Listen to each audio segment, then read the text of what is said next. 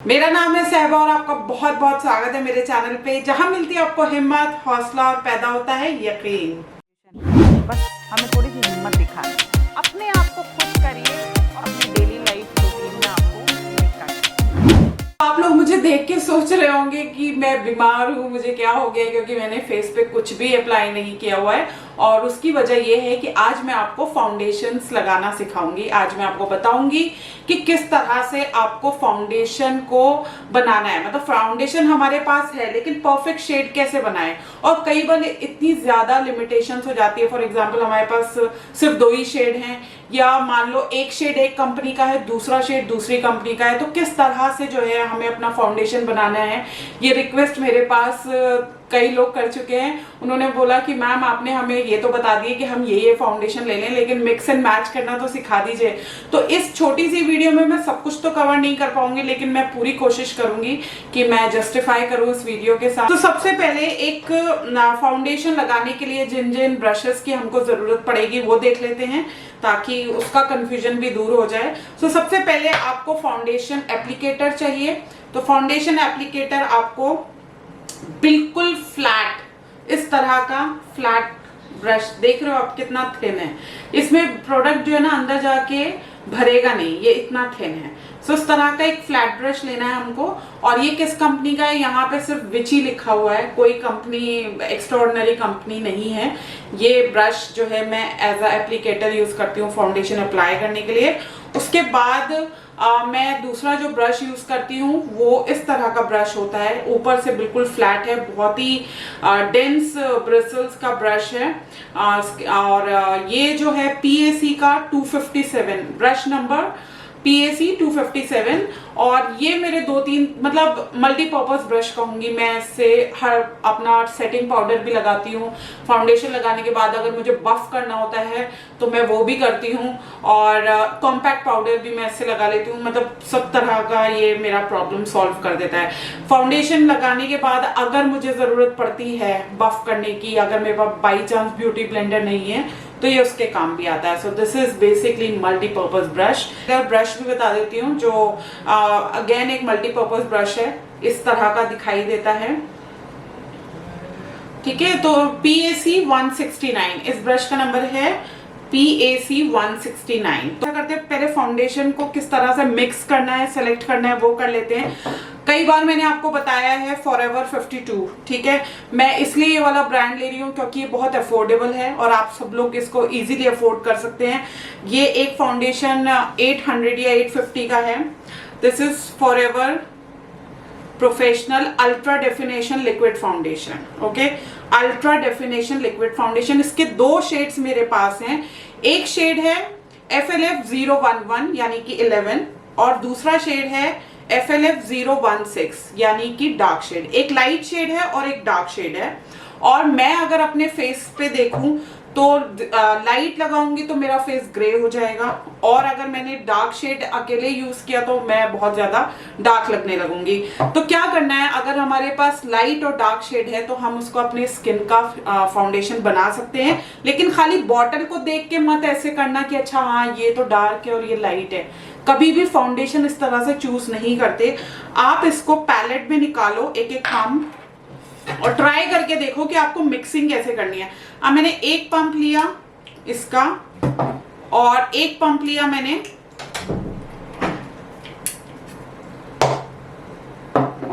मैं अभी ट्राई करने के लिए आपको बता रही हूं।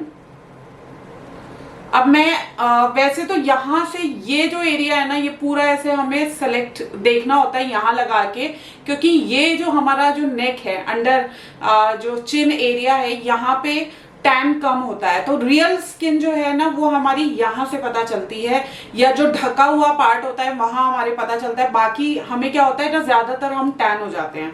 तो अगर आप खाली फेस पे लगा के देखोगे तो आप रियल शेड नहीं पहचान पाओगे। तो थोड़ा सा ऐसा जगह आप लगा के देखें फाउंडेशन जो थोड़ा सा ढका रहता है या टैन नहीं होता। तो आपके लिए मैं बता रही हूँ, फिलहाल थोड़ा सा मैं यहाँ पे भी लगाऊंगी, और देख रहे हो आप कितना लाइट है मेरी स्किन से। तो अगर मैं इसको लगाऊंगी तो ये डेफिनेटली ग्रे हो जाएगा, ठीक है। और दूसरा शेड मैंने लिया है ये वाला, और ये मेरी स्किन से डार्क है। तो मुझे क्या करना है, मुझे इनको मिक्स एंड मैच करना है।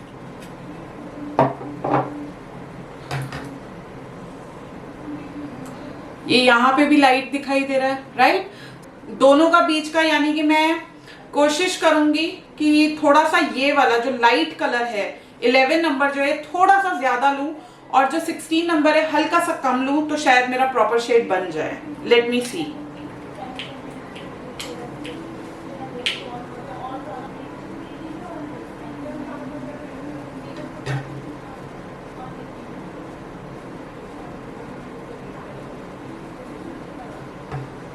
और ये मेरे हिसाब से मेरे स्किन का शेड बन गया है। अगर इसको हम ब्लेंड करके देखेंगे सो ये एकदम ब्लेंड हो जाएगा। Yes, so this is the, can you see this?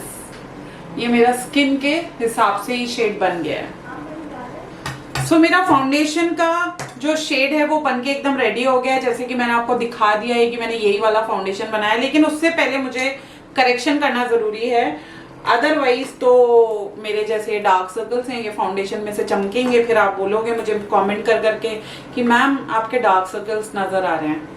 तो इस वजह से अभी क्या कर रही हूँ, मैं शोपैरल का पैलेट यूज करने जा रही हूँ। शोपैरल का पैलेट यूज कर रही हूँ। अब ये पैलेट मुझे इसलिए पसंद है क्योंकि इसमें सारे शेड्स हैं, इसमें सारे करेक्टर्स भी अवेलेबल हैं और सारे कंसीलर्स भी अवेलेबल हैं। तो कई बार क्या होता है कि जब हम करेक्टर यूज करते हैं, खाली करेक्टर, जैसे कि ग्रीन कलर का करेक्टर यूज करूंगी और उसके ऊपर डायरेक्ट फाउंडेशन लगाऊंगी तो ग्रीन कलर चमकेगा, तो ग्रीन कलर को भी हाइड करने के लिए, कवर करने के लिए कंसीलर की जरूरत पड़ती है। तो इस पैलेट में वो सारे शेड्स हैं। या आपने ऑरेंज करेक्टर लगाया, अलग से किसी और ब्रांड का, एलए का या किसी का भी लगाया, अब वो ऑरेंज कलर आप उसके ऊपर आप फाउंडेशन लगाओगे तो कहीं ना कहीं वो ऑरेंज भी चमकेगा। तो उस ऑरेंज को हाइड करने के लिए, कवर करने के लिए हमको जरूरत पड़ेगी किसी कंसीलिंग शेड की। इस वजह से पैलेट मुझे अच्छी लगती है कि इसमें ग्रीन, ऑरेंज सब कुछ है, एक ही बार में सारे काम हो जाते हैं। ये क्रीमी पैलेट है, तो अगर बहुत ज्यादा समर्स है, आपकी बहुत ज्यादा ऑयली स्किन है, देन आपको किस तरह के यूज करने हैं, फिर आपको लिक्विड कंसीलर्स को यूज करना है। इस तरह के जैसे लिक्विड कंसीलर जो बॉटल में आते हैं, इनसे जो है अपने फेस का करेक्शन करना है। अगर आपकी स्किन बहुत ज्यादा ऑयली है, लेकिन मेरी इतनी भी ऑयली नहीं है कि मैं इनको जो है यूज ना कर सकूं, इतना भी नहीं है। So I am using this colour.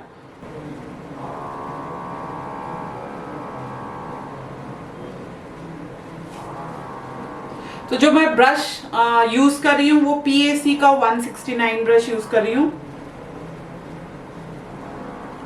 जहां जहां पे मुझे डिस्कलरेशन लग रहा है उस जगह पे मैं ये यूज करूंगी।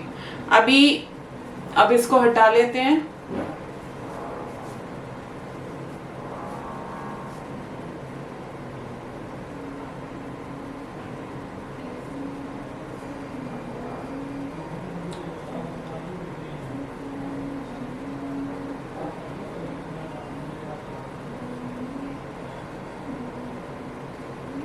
और ज्यादा कोई खास प्रॉब्लम नहीं है मुझे, लेकिन जो भी है मैंने उसको कंसील कर लिया है। इस तरह से मेरा कंसीलिंग जो है वो हो चुकी है। अब कंसीलर लगाने के बाद, ब्रश से अप्लाई करने के बाद, एक बार आपको जरूरत पड़ेगी कि आप ब्लेंडर से उसको ब्लेंड कर लो, ताकि जो एक्सेस है, जो आपने ज्यादा लगा दिया है, वो आपका बैलेंस आउट हो जाए और बाहर निकल जाए। ठीक है, so I am just blending it. और ये स्किन में भी फिर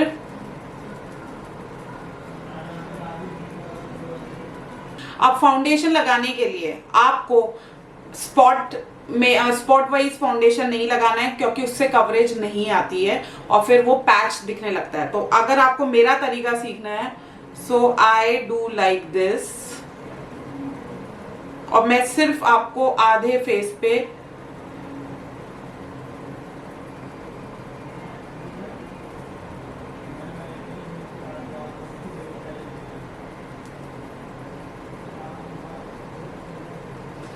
अभी मैंने, आपने देखा होगा मैंने अंडर आईज पे नहीं लगाया है। क्यों नहीं लगाया है? क्योंकि ऑलरेडी मैंने अभी वहां पे काफी प्रोडक्ट लगा रखा है, तो मैं तब लगाऊंगी जब मेरे ब्रश में बहुत थोड़ा सा रह जाएगा। अब लगा रही हूं मैंने इसको कवर किया है।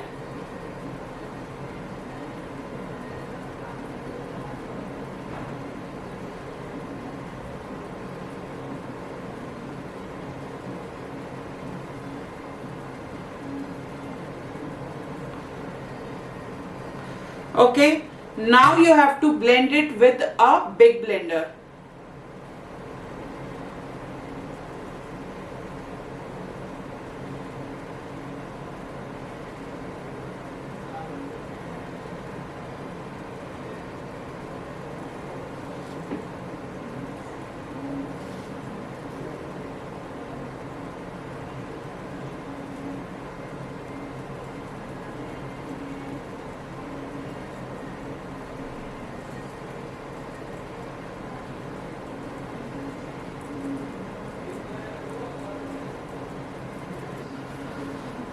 सो आप डिफरेंस देख रहे हो दोनों तरफ?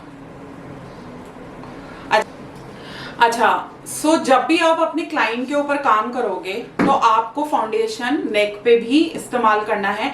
मैंने अभी नेक पे ना लगाने का जो मेरा रीजन है वो नंबर 1 कि मैं एक सिर्फ डेमो दे रही हूँ, तो मुझे इसको कवर करने की जरूरत नहीं है। और नंबर 2 मैं आपको ये भी दिखाना चाहती हूँ कि आपका फाउंडेशन फेस का इतना नेचुरल होना चाहिए कि अगर आपने नेक पे नहीं भी लगाया हुआ है तो सेम लगे, ठीक है? क्योंकि जो नेक पार्ट होता है, जैसे ये वाला जो पार्ट होता है वो ढका हुआ होता है और वो टैन नहीं होता, तो वो हमारा रियल कलर होता है वहां पे, तो वो एक लगना चाहिए। That is why. सो ये मैंने हाफ फेस पे मैंने आपको एक ही ब्रांड के 2 कलर्स को किस तरह, 2 शेड्स को किस तरह से मिक्स करके अपना फाउंडेशन बनाना है ये बताया है।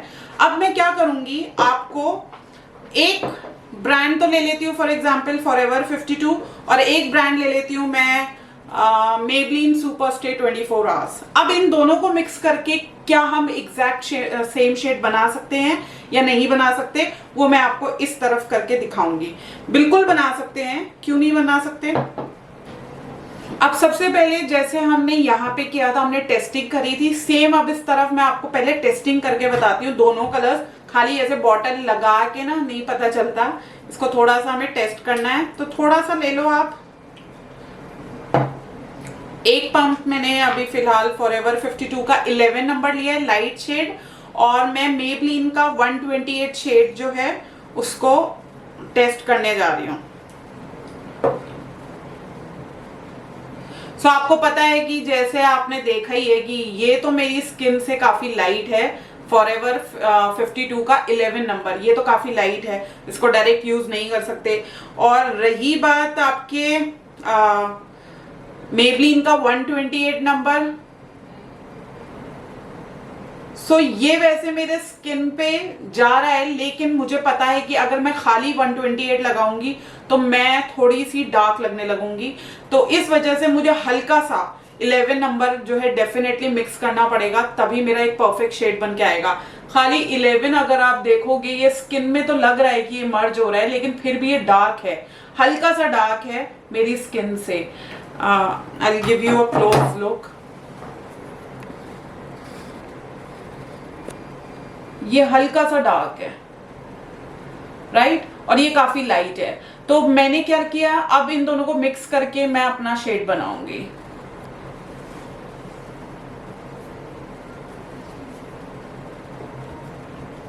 सो अब ट्राई करते हैं, इधर मैं ट्राई करने रही हूं।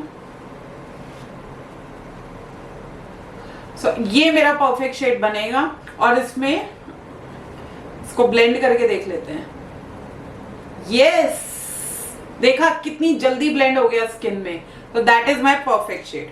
सो अब उसी तरह जिस तरह से मैंने इस तरफ लगाया, अब मैं इस तरफ लगाने जा रही हूं। आपने देखा मैंने 2 अलग ब्रांड के फाउंडेशन लिए हैं।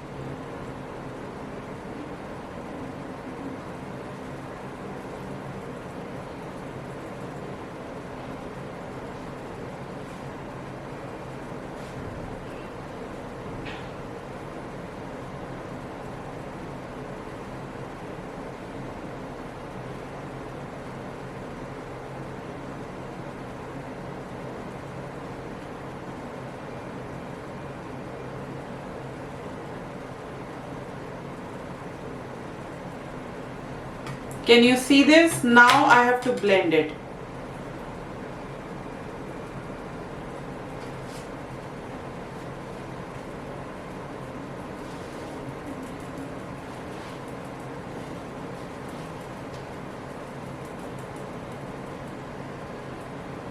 आई होप कोई डिफरेंस नजर नहीं आ रहा होगा। मैंने पूरी कोशिश करी है। तो आपने देखा, एक तरफ मैंने एक ही ब्रांड के 2 शेड्स लिए हैं, दूसरी तरफ मैंने 2 अलग ब्रांड्स के 2 शेड्स लिए हैं। अब मैंने पूरे फेस को ब्लेंड कर रही हूँ आप, क्योंकि अब मुझे पाउडर लगा के भी दिखाना है।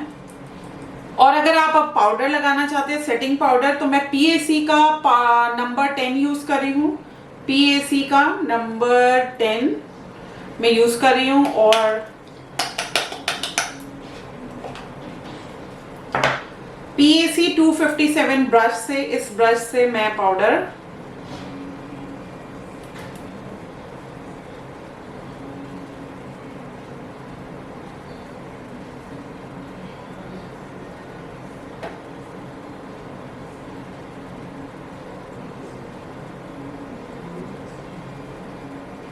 आई होप ये मेरा सेम ही लग रहा होगा। थोड़ा बहुत हल्का सा तो डिफरेंस लगेगा, माइनर सा लग रहा होगा, लेकिन फिर भी आप ये देखें कि ड्रास्टिक चेंज नहीं आया है मेरे फाउंडेशन में कि मैं एकदम काली से बहुत गोरी हो जाऊं या बहुत गोरी से मैं जो है थोड़ा डार्क लगने लगूं।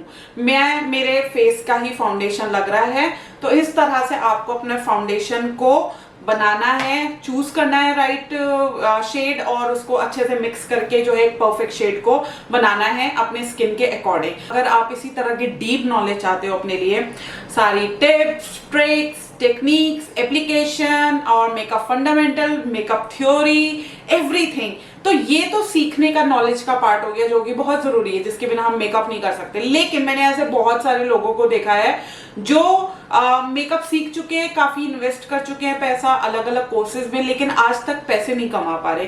तो वो एक रास्ता भी बहुत जरूरी है कि सीखने के बाद हम पैसा कैसे कमाएं। वो भी बहुत सारी ऐसी चीजें जो आप लोग मिस कर रहे हो। और अगर आप उन सब की डिटेल जानना चाहते हो, आप अपना रोड मैप जानना चाहते हो, आप जानना चाहते हो कि एक्चुअली तरीका क्या है, प्रोसेस क्या है पूरा मेकअप इंडस्ट्री में अपने आप को चमकाने का, तो नीचे मैंने एक वीडियो जो है उसको लिंक किया है। उस वीडियो को क्लिक करिए और अपना पूरा रोड मैप समझिए, पूरा प्रोसेस समझिए कि किस तरह से आप एक सक्सेसफुल मेकअप आर्टिस्ट बन सकते हो। और क्योंकि इस वीडियो में हर चीज बताना जो है वो मुमकिन नहीं था, तो नीचे जो मैंने वीडियो डाली है वो 45 मिनट्स की वीडियो है, जिसमें मैंने काफी डिटेल में कि आपको अपना मेकअप करियर किस तरह से बनाना है वो सब कुछ बताया है। तो आप लोगों के लिए बहुत अच्छा रहेगा अगर आप उस वीडियो को देखें। और बाकी अगर आपको इस वीडियो से रिलेटेड कोई भी क्वेश्चन हो, डाउट हो, कोई क्वेरी है, तो आप मुझे नीचे कमेंट बॉक्स में कमेंट कर सकते हैं। अदरवाइज आप मुझे मेल कर सकते हैं। मेरा मेल एड्रेस है magicalsehba@gmail.com और मुझे इंस्टाग्राम और फेसबुक पे भी फॉलो करिए, उसका एड्रेस है magical_sehba। बाकी नेक्स्ट वीडियो मिलूंगी एक नए टॉपिक के साथ। Till then stay safe, stay magical and stay blessed. Bye.